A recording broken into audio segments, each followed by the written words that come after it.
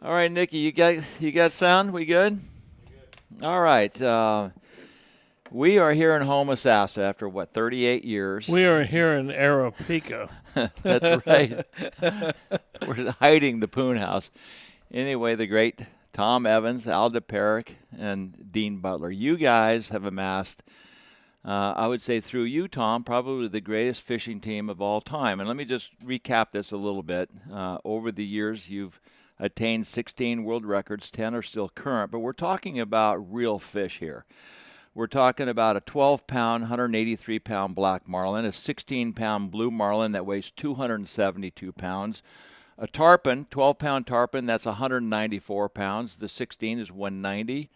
You guys have waged an incredible war, and eventually, down the road, you were inducted into the Fishing Hall of Fame. So that's the opener.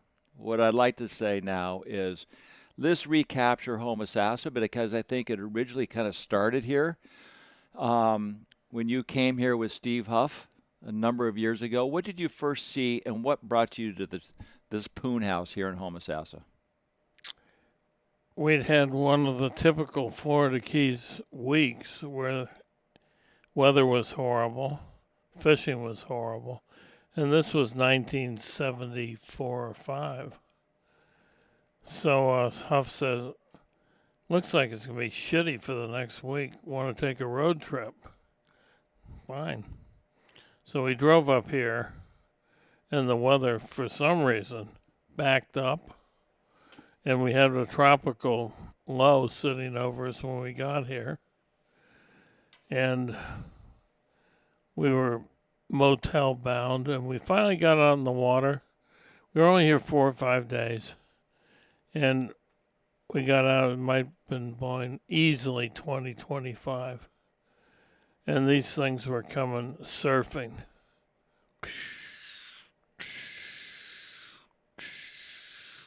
Golden poons, not silver. These were gold poons through the surf. I can't breathe. I can't. I'm having a breakdown. Can't cast. All I could do is piss my pants. That was the beginning. So next year we said we better come back for a little while, and I think we did 3 weeks. But it was, that was it.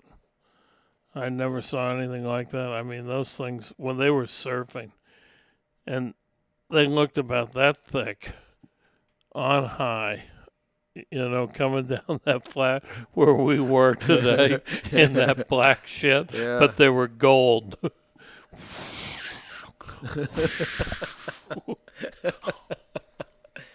What was it like, when during the peak of this whole thing, when you had all the players? Because shortly thereafter, everybody knew about it. They started to come. The names of Billy Payton, Stu Apt. Tell me some of the players, Al, that were out there, and what was this circus, if you will, like? Oh, it was crazy. Curtis, Emery, Perez. Oh, God, it goes on and on and on. Mostly Keys guides. Handful of local guys. Neil, Dan Malzone, Gary McConey, Norman Duncan fished here. But I'd say about 80% of the guys were the Keys guides. The local guys stayed on Pine Island. All the Keys guys stayed up Homosassa, ran out of the river. We came out of Pine Island. But this was not just fishing. I mean, how long did you just fish to fish, and then when did it become trying to kill the biggest fish out there, chasing records, or was that immediate? Immediate. So what was it like being Ahab in this world, going out on a daily basis trying to kill the biggest fish? Well, I didn't know any better because I was a northern kid, and northern kids are Yankees. And Yankees aren't wanted in the South Florida thing, and there had never been a Yankee that came down to South Florida and picked up a fly rod and went in Biscayne Bay and started to stir up any trouble. So I felt really like an outsider. I had a real chip on my shoulder, and I wanted to catch the biggest fucker I could find. Did that stem also from your previous athletic years? Oh, yeah. Yeah. Because I remember you were saying one time, you mentioning that this fish, the poon, brought back your locker room. Oh, yeah. Explain that. Well, just the camaraderie and the thing. It was never so much. I was never really, other than maybe one person, upset about this, but it was always just me and the fish. Because the fish was such a phenomenal competitor. You know, he had everything. He had speed, grace, athleticism, and he didn't want to get caught. At least I didn't think he didn't want to get caught then, because I didn't know how to catch him. And we broke everything. We broke lines, we broke hooks, we broke rods, we broke our minds, we broke marriages, we broke the whole thing. It was wild, and then we learned how to catch him, and it was always me and the fish. I want to teach the poon a lesson. I got him on. All right, now we're gonna teach him a lesson. You fucker. What was the lesson he taught you? Humility. The chance that. Same thing you learn skiing. He's in the driver's seat. We're just going down the road. And it's you know as well as I do. The poon's in the driver's seat. When you fish for the biggest poon ever, when you fish for only a personal record, it's a very different thing than just trying to catch a fish. And I've always sort of been in that mode, never wanted just... because I caught fish, and I wanted to catch a big fish. I wanted to catch a world record. And 95, maybe not 90, 80% of the time, it's a failure. But every now and then, you get success. And that success, to me, was so much more important to catch that fish than to just go fishing. Because I don't think I could have gone fishing. I had to do this. Was there a point in time where you realized that this light bulb went off and it changed your life? Was there one fish in particular you're talking about? When I saw him come down the thing, woof, gold, woof, woof. And it was blowing so fucking hard we couldn't get the fly out of the boat. We had 3 anchors out. Cast over there! I can't get the fly. It's stuck in the back of my head, asshole. I remember the story you were mentioning before about how the poon ate you through all your food in the morning, and you end up with only one fly. Tell me what happened that afternoon. Oh, we were in the cock hole. Memorial Day. Coming up Saturday, this coming Saturday. Went to the cock hole about dawn. And he was there. I don't know. That box, I have 14 flies or something like that. So we caught, we didn't bring him to the boat like you would to say caught. Okay, I kill him. There he is in gaff range and break him off because he wasn't big enough for anything. So we caught 14 there, and then we ran out of flies. We had one fly we called the I-beam. Is that fishing with L? Were you fishing no, with it's L? fishing with Huff. Okay. And it was on a 5/0, I don't know what, but it was a piece of metal that, because we've been busting, these hooks were breaking and bending and everything. Everything was going. And this is on 15, before they fucked the leaders and everything up with all this to make it easy so everybody could do it thing. And we threw this thing and went down that flat, and we caught 6 fish and had to catch every one, because if we didn't catch them, we had to go home. And they're 140 to 177. What an afternoon. After emptying the box, 14. So we basically had I wouldn't say it, but you know what I'm saying. Yeah, no, for sure. Yeah. Al, what was your marriage, how did you guys get introduced, and what did you initially think when you guys got together? How did you find Al, and how did you end up with Tom? It was Tinder. And I'll bring you in here in a minute. That's all right. Because you got involved too. Yeah. No, I had to earn my wings. I mean, I started off with people that couldn't fish very well. Back in, I didn't start up here until about 76. And I started with my friend Neil. Sigvarsson got me started. And then I started guiding with Freddie Archibald. And we used to stay on the island and run out of the Riverside Villas, and I took his overflow. To get started, and shit, I had people couldn't cast 40 feet, and we could still catch fish. There was plenty of fish. And then I started getting better and better customers. I started fishing Danny Malzone, who was very good back in the day, still is good.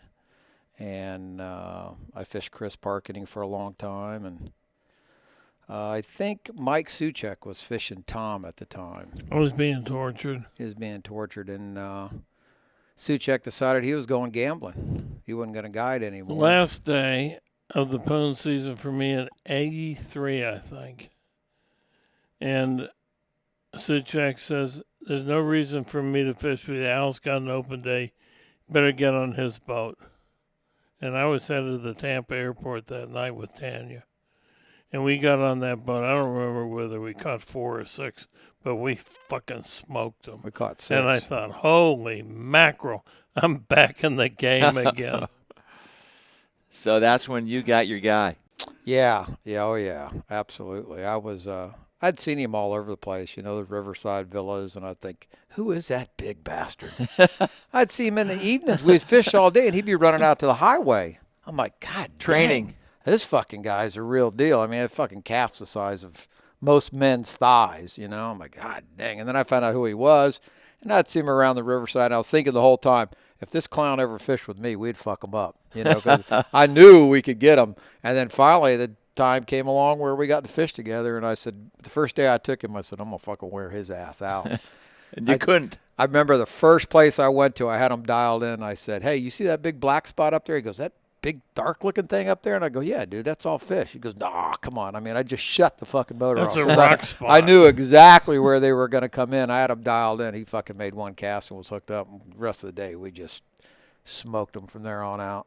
I went to that airport. We stayed in the airport motel and get an early morning flight to Tampa to New York, and I couldn't sleep. My back was in spasms all night. From pulling on the poon. I was in pretty decent shape. I was old, but not real old. I was 43 maybe or something like that. Stud. Trust me. Doesn't sound old now. Well, then, Dean, you came into the picture. What did you first see? I mean, you were a number of years later. You obviously became the gaff guy, if you will, because of the dynamics of trying to catch this fish, and they needed help, and you were the guy from Australia, and so you came to the Poon House later. Yeah, my first trip to Homosassa and the Pine Island Flats was after fishing 30 days with Tom marlin fishing in Australia. He came down to marlin fish. He wanted to catch a marlin. And he wanted to talk about marlin when we first talked on the phone, and all I could talk to him about was tarpon, because he just told me, the first thing he said that made me pay attention was that he'd caught 180 pound, 179 something on 12 pound. And we, as Australians, we've got no tarpon, but we were young, we were into fly fishing, and we had marlin to go fly fish for, but really all we wanted to do was see those big tarpon on the flats. And now I'm talking to a guy that's just caught 180 pound, 179 something on 12 pound. So I'm interested straight away, and then he tells me that the thing didn't break, the tippet didn't test, and some jerk in the IGFA said, don't worry, just go get another one. They're everywhere, like 180 pounder on 12. So that was my first conversation with Tom, and then he came marlin fishing. We had a great marlin fishing season that first year. At Blue 30 we caught nothing, but I got to know Tom, and he invited me to come back here, and I think it was 2001. So I came back and I got to meet Al and Tom. No, maybe it was 2. Yeah, I think it was 02. I think it was because 2. we fished our first season. Because one was that we went to Coco, so it was the That's next right. year. Yeah. So you're talking 17 years ago. That's when I first came into the Poon House, and 18. just blew my fucking mind. I've seen, like, these guys are the best of the best. And, you know, the reason that Tom and Al did so well right at the start, I understand, because I know how bad some of the... You had good guides with half an hour, but when you two got together and he just knew he had a good guy at the front, you knew you had a good guy at the back. And I got to stand on the boat with these two guys, knowing that I'm fishing with the best of the fucking best in the best fishing hole in the world. So I'm paying attention to that, and I was lucky enough to catch a couple of fish. Made 3 casts. He caught 160, 170. Not too shabby for a beginner. He wanted to get he wanted to be on the bow. It was pretty cool. It was like unbelievably cool. So it was quite a few. Me and Tom did a lot of marlin fishing after that each year, and Tom was coming back and fishing with Al each year. And what year did you catch the 16-pound fish? You got to ask Mastermind over there. 203. So 203. Wow. Only the next year. I'm at home, and it's funny because I'm at home. It's in the morning. In my world, in their world, they've just whacked this giant fish. They're drunk. They're rolling around. I think Tom's falling through walls, and they're having the best. And I'm getting all this first thing in the morning. I said, I just wish I was there. The Poon House has got me already. And that was 203, and then I don't think I came back until you caught the 12-pound fish in 2010. So I get the next drunken phone call. Best fish that was ever caught in a fly rod, as far as I'm concerned. I'm sure you agree. 12-pound test, 194-pound tarpon. Fucking throw it away. It's done. Best ever. So I like him to weigh 195 because he's hey, it 94 weighs 195 in my world. 194 and a half. Fuck, 195. Throw a mullet on the way in. And he bled a little bit. A lot. A lot. So just I'll get right to the end there now. But then when Tom started thinking about 8-pound, and Al, you know, like Al can handle it all, but it's a 3-man gig, 8-pound. Right. And I'd killed some fish, marlin fish with Tom, and I put my hand up as soon as the job came up. I want to come and be a part of the 8-pound fish, right. You know. What when you go through all these records that I just mentioned, when you step back, what does that say to you and you, Tom? You know, obviously it's hugely successful, but tell me a little bit about the misery and the pain that goes along with this. Well, I'll let Tom. Tom can do the misery. No, you can do the misery. I can't remember it because pain is something in my life. I've lived with it, and I don't remember it. I have an ability. I forget it. On paper, it looks easy. 5, 6, 7, 8 tarpon world records. This dude's caught a world record every decade for the last 5. In the Poon House, we caught 9 world record marlin, and it's fucking easy to say that. But if you were to start to sit down and work out what we actually did and what we put ourselves through to do that, you would fucking have no idea how hard that is. That's what blows me away. The people, and well, you got to have a team that wants the fucking same result. Right. But and this is where our game's going down the toilet, because not everyone wants to catch, and nor should they even try to, because it is so hard. But the stuff that we went through to put those fish in the boat, and what they've done here in Florida, it's ridiculous how hard that stuff is. Do people do that anymore? Is there anybody out there chasing these records like this? Forget about how much it might cost to do. There's very few human beings that have the fucking guts, determination and desire that this bloke does. Right. And he always says it's about the team around him, but there's fucking no team without the dude that wants to do it. Right. So end of fucking story. As far as I'm concerned, that's the top. But you could end up with a bunch of turkeys. And you don't get nothing done. What these guys went through. But I mean, it's a team effort. It was like winning the World Series. It was like What was your best celebration? 75, after the big fish? 75 tippets hung up in the fucking boat. Broken tippets. 75 fucking 12-pound broken tippets. No fish. Before you caught one. What tippet was that? 12-pound on striped marlin. And striped marlin. That was only one trip. I think we probably went through 100. I don't know how many fish we You went caught through. you broke 100 tippets before you caught a fish. We broke 75 tippets in 3 weeks, and fucking said, you know what? Maybe this 12-pound shit's too light. Let's put 6. let's put 16 on. We caught put one 16 straight on. the next morning and went out and caught a 231. That was the roll. But I world didn't record. catch it. Dean caught it. We were throwing the wrong tippet at those fish. We didn't. They were stupid we big were- striped marlin. We were delirious with everything. Yeah. So, you know, and one thing with Tom is it takes, you know, like, you get good at it because you're slow to learn. You don't fucking knee-jerk your way through it. You just keep putting 1 foot in front of the other, 1 foot in front of the other, 1 foot in front of the other, and then all of a sudden something fucking good happens, you know. And we were always slow to get good at it. But that's the process with Of this. course it It's is, so hard. because most people will never get good at it because they want that. Right. And that ain't there for this shit. Right. And it ain't there out, you know, like, we're sitting out there today. We've been here 29 days, 28 days. I think we fished out 29th day today.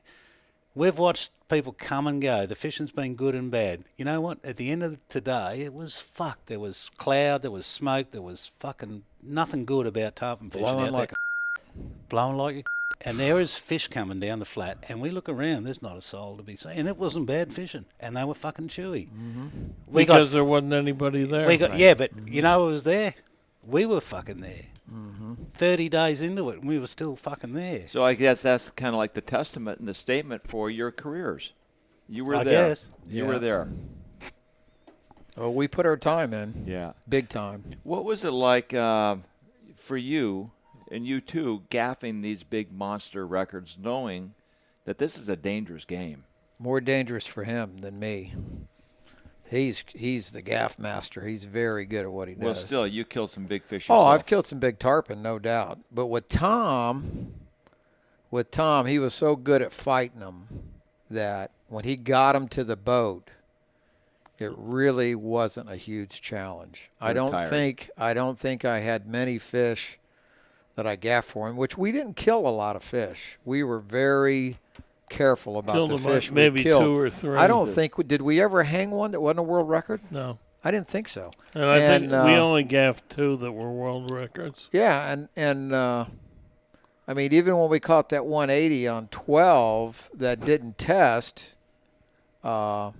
which we thought we'd broke the record initially, he looked around at me, and we had already thrown at those fish once, and they came back by, and he hooked up, and I was kind of fucking around, you know. He said, "Ow, will you pay attention for a minute? This is a pretty big fish." I think he brought it over the boat. Didn't I lip gaff it? Or Yeah. did I kill gaff that No. one? Yeah. We only killed 2 Yeah. with a kill gaff. When the thing that Holland took the picture of, Yeah. after that, I said, I'm too old. I'm not doing any more of this touchy-feely kill the Right. So, yeah, we were real careful about the amount of fish we were I killing. never wanted to harm the poon. Right. Right. But the Even right though way. he treated us as bad as he did. Oh, he treated us real bad, fucker. Yeah, you know, but we put more 45-76s back in the water. And, he's not big enough. Right. One after another. We just kept saying, don't he grow bigger than 180 pounds? What the hell's going on here? So what is 45? We were catching 180s like What is Prob- that? Probably religiously. 185. all the time. It just wasn't a big deal. So how stupid is that? Because it could be 180 or 190. Remember that hindsight shit. We should have learned about that a lot earlier. Oh, Jesus. Tell me about this photograph right here, which I think is probably, I'll show this right here. It's probably the greatest tarpon photograph ever taken. Yeah, that's a You good know, one. that's a big old fish. Tell me that day and tell me the story about that photograph. That was that the day before they caught the 200-pounder that Steve caught it? Same area. We were out off a place called the High Rack. Fish were coming through there. I think we'd already caught 1 or 2 that morning, and we hooked this one. And Didn't we brought that fish to the boat, right? Didn't I grab it and it jumped up and hit me in the face or something? Yeah, it hit you in the face, fell I off. grabbed it. I grabbed it by the lip. Took the hook out of it, fell down 7 feet of water. Then I got thought- the gaff. I put it in his face, Yeah. straightened him out, and halfway up he swam away. Oh, fuck. And I thought, I better die. And I thought, no, bully, I don't know. I don't go in salt water anyhow. Well, we could have killed it, but we hesitated. sorry Well, you for it. caught it. What it was caught and released. Yeah. And, Big one. How big do you think that fish was? I don't know. You don't know. Pictures. It's as big as I wanted, 220 or 180. Yeah, I hear you. Yeah, it's hard to tell till you put them on a scale. It's really, But for me, it's. the next I day, usually got a pretty good idea. the when they next jump. day they caught a 202. The big poon was around. And was that the guys that took that photograph? His Yeah. son caught the So they 202 were the next working day. nearby at the time, Yeah. eh? They were sucking our ass. It was caught right behind us. Yeah. We had already thrown to the school of fish. Was there any resentment with Jim Holland Jr. catching the 202? He was new to the game. He was a good angler, I didn't obviously. give a shit about the 20-pound because it's not fly fishing. Right. Well, And that the- was instilled because of, that was my hate for Billy Pate. Not that I want to do that, but the guy did everything he could to screw this sport for his own benefit rather than for what it is. And there's no reason to have ever put 10 kg on the flat to catch these fish. We went in one point from 12 right. to 15 to 16 to metric 17.8 something, and then he sticks 10 kg, which is 22, which basically, if you're using Mason, is 23 or 4. You can't break that. Right. You'd have to be the stupidest person in the world to break it. Well, I think initially maybe that might have made sense for billfish. Oh, for that stuff. That's fine. But he was doing it only to go to Africa, hoping he wanted to wouldn't catch go a on a tarpon. pod. yeah. Well, tell me about the 202. Tell me about Ricotta. Where did that name come from, and what did that term represent? So Ricotta was this mythical, gigantic tarpon. Tell me the story about how Huff ends up catching Ricotta. Oh, you don't want to hear that. Yeah, we do. Huff has an insides, he can eat anything. And I was so keyed up over these things. I used to eat fried fish, but fried fish killed me. We ate at the fried fish place every night. I had the shits every day. But that was fine. But this day, I guess I didn't have it. Or it came back and I didn't have a butt plug. And we go out there, and I say to Steve, I got to take a shit, get up in the front and everything, stand guard and everything, and I'm hanging off the back of the fucking boat. And he says, here comes the phone. Here comes Ricotta. No, he didn't say that because he's not that. I won't get into that. And he makes a cast, and he said, whoa, hurry up. This is a big fish. I said, I'm on my way, man.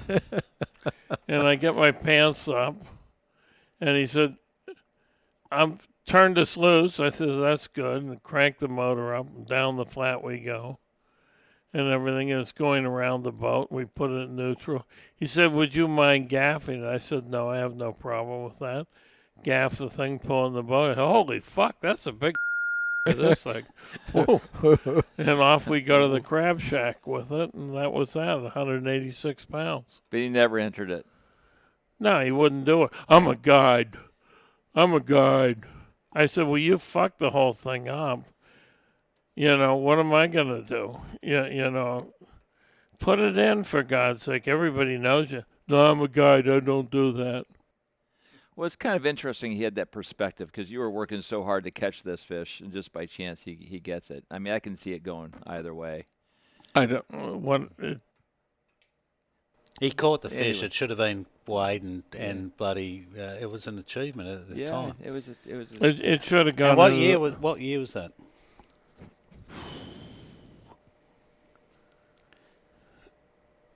77 or 8. It's amazing how he remembers years. He And does. how- No, because this was pretty compressed. Yeah. This stuff, and I don't know whether it was 77 or 8, but it was there. And how many years before you felt that you...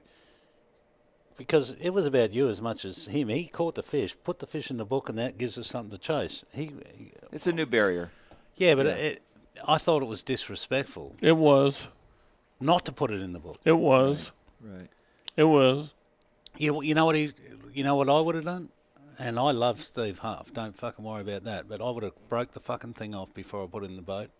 Yeah, if you weren't going to weigh it, you should have. Fuck Why yeah. kill it? Right. End of story. Yeah. And no, that's all I get it. got on that. What made you the guy that you are? Why are you better than these other guys out here? I'm going to get to you with the Marlin here in a second. Probably just because that's the way I've been with everything. That's the way I go. Persistent. Persistent. Cool. I don't want to be second, and I can't stand to lose. Were I there can't stand to have somebody outfish me. It drives me crazy. Were there any anglers or guides out there that you guys hated that you just did not want? How about Lopez in the toilet seat? Tell me that story. Oh, he's a dickhead and everything. And he'd been in the bar and everything, and so he goes. One day he's not out there on time, like he's coming out at 10 o'clock in the morning. I've escaped. He went off with some school teacher and everything, and he makes an announcement on the radio to everybody. I've escaped. I'm here now, and everything. And he was an angler? Yeah. So they were redoing the toilets and everything, and he had a boat, a Hughes, a yellow. It was called the Yellow Banana, and all the toilets were out in front of the riverside. So I, half shit-faced one night, I stuck a toilet on the bow of his boat, and he goes out in the morning and everything with his pants down, sitting on the toilet. Homosassa in the good old days. How did you decide to go chase Marlin, and how did you find Dean? That's an easy story. Marlin were easy because William Pate had introduced 20-pound and was looking for 30 and was looking for 3 meters and flying gaffs. And I said to Tanya, I've had it. I can't stand this. 91 or 2 or something like that. And it was just after we caught those 2 on 16 that went to 20 when those said I was cheating and everything and all that Shopping around. and cheating and I had enough with you fly fish people. That's the IGFA, my first introduction of these. But anyhow, it was 92, and I thought, I can't stand this. And I said to Tanya, I'm going to go down to Costa Rica, and I'm going to catch striped marlin at 12. It shouldn't take more than a day or 2. Right, Dean? Oh, Huh? boy. Oh, well. You probably have heard this a lot, right? Oh, no, it's good. It's a good story because... So he hard, and that was that. And I but I kept trying it, and Tanya was smarter than I am. She said, you're never going to catch him down there with those people. And Chan finally said, there's a guy in Australia, in Port Stephens, that seems to be setting world records on fly on these things every day. Maybe you ought to get hold of him. Which I did. And I got his wife. And I said, I'd like to come down for 30 days or something like that. And I guess Dean got home and said, I think I caught a big fish today. I'd had arguments. I'd said to my wife, we're trying to run this business. It's a new, we're developing this business, Right. fishing, and we're catching the shit out of fish. But I'm fishing every day, and I'm not getting my phone messages. Someone rang about this or that, and I need the bookings. And the very first message I think she ever wrote down was, I just spoke to a guy called Tom Evans. He sounds like a big fish. So I rang. He is a big fish in more ways than one. So my first conversation with Tom was pretty much about the 12-pound test, 179 and whatever that didn't go, and that was me straight away. And I said, well, fuck yeah, you want to come down? We're catching them pretty good. And And I'm thinking, oh, there's another 7 days in my fucking season, you know. Beauty, I'm going to get this thing out to 50 this year or 60. And he said, well, I want to come down for a month. You don't do thing in little bits. You don't catch them in little bits. No, you don't. Not if the only thing you had was bad as luck. So, well, yeah. So the very first thing he says to the day, and he was not in a good humour when I met him because he wasn't a good traveller, and I've taught you how to travel a little better, and deal with shit that you weren't very good at dealing with. But when I got him at the first fucking second, I thought, oh my God, this guy's. It's the middle of summer. He's come out of the middle of winter. He's still wearing woolly socks. And complain about it's hot. And I said, well, fuck, take your socks off, man. That might help. But the very first thing he said to me was, if it wasn't for bad, you'd have none at all. And I said, well, shit, man, I don't believe in luck. Let's just get our shit together and get out there. And fuck, he was right. He's got a lot of bad luck. And we fished 20 to 30 knots of wind every day in the middle of the Pacific Ocean. We got absolutely flogged. And I do believe that we actually only caught one marlin. Got one black marlin, about 80 pounds. Yeah, and we ate it for lunch. Yep, so and he was good. Yeah, we had hamburgers, black marlin Holy hamburgers. shit. But, yeah, I knew... And we drove that captain pretty crazy, and then we got him at Ulladulla with 76 broken tippets, and we sent him one over the moon. He absolutely lost any sanity that ever was living there. One of the things about, like, marlin fishing, it's like any, you know, like, one of the great things about Al as a fishing guide, I'm sure, and all the great tarpon fishing guides, you do the very best you can to get the angle, get the shot, and if a client fucks it up, he fucks it up. Right. End of story. No worries, I'll go do another one.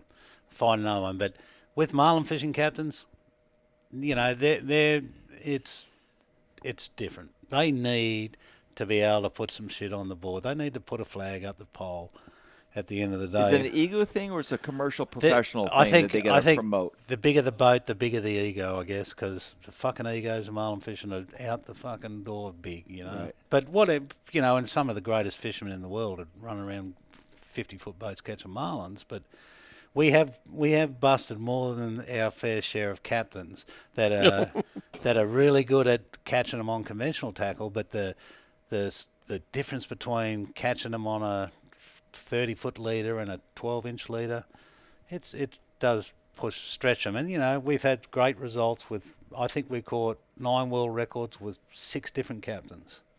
And maybe 5, I don't know. But The other 5 are locked up. Yeah. So, and I'll go on record, have done many times, catching a marlin on fly is the most ridiculous way to try and catch a marlin. It is fucking ridiculous. But he wanted to catch the biggest fish ever on a fly rod. And he always said the tarpon never grew big enough. Mm-hmm. So after your time in Costa Rica, and then we went and we started catching, we lost a lot of bigger fish. Now, I remember gaffing a fish 600 pounds for you one day that fucking won. But Tom's caught the biggest ever, and you know, A lot of persistence. Yeah. A lot of pain. 1,000 days for 9 fish. How's your hand? How'd you hurt your hand? That was as a young man. I fell out of a boat, got run over by a 35-foot Bertram, and the propellers Got it. got it. I thought it was a wiring fish, 1,000-pound fish story, but you had a. No, it wasn't that. It wasn't as gruesome as that. It was 165 stitches in a helicopter ride. Oh, God. What's the greatest fish you've ever caught with Tom? You know. The best fish. I think Tom's caught 3 of the greatest fish ever on a fly rod. I believe the best one he ever caught was the one Ellen he caught, the 194 and nearly 195 on 12 tarpon. Our best fish was a 273-pound blue marlin on 16-pound test.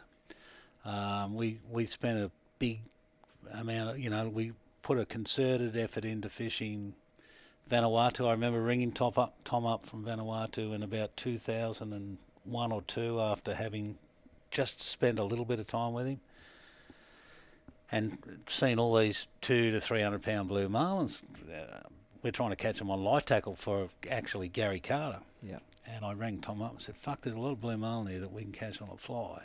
And we'd caught one blue marlin and we ended up catching that 273 on 16 after a million days of fucking effort and losses and blah blah blah, and I couldn't even begin to tell you how many fish we didn't catch that would have made that fish look ridiculous. But I think it's a true testament to the how big a deal that particular fish is, because to this day no one's boated a 300 pounder on fly rod, a marlin of any description. And that was always our plan. We got a 289, we got it on 20, and a 273 on 16. We didn't get a 300. We'd fought a lot that could have done the job. We put one in the boat that may even have done it, but it didn't work on the scales for whatever reason. But yeah, so that 273 on 16, that is to me, if the greatest tarpon record ever and the greatest marlin record ever, there it is. Those there are and there. the Those two, fish. and he caught them both. What was it like for you to gaff these big fish, knowing that these are really dangerous animals? Just what you do. Yeah. Didn't think twice about it. Not even a fucking second. You're all in.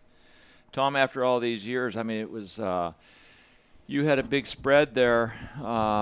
32 years from your first world record to your last world record, and I think that one way to summarize this is the great Hunter S. Thompson said, "Life's journey to the grave should not be one arriving with a pretty, well-preserved body, but rather skid in broadside in a cloud of smoke. Fuck you. Thoroughly torn out, thoroughly used up, proclaiming wildly, wow, what a ride." Yeah. So, gentlemen, I mean, really, what you guys have done will never be seen again. And I just want to thank you for joining us today. Love you guys.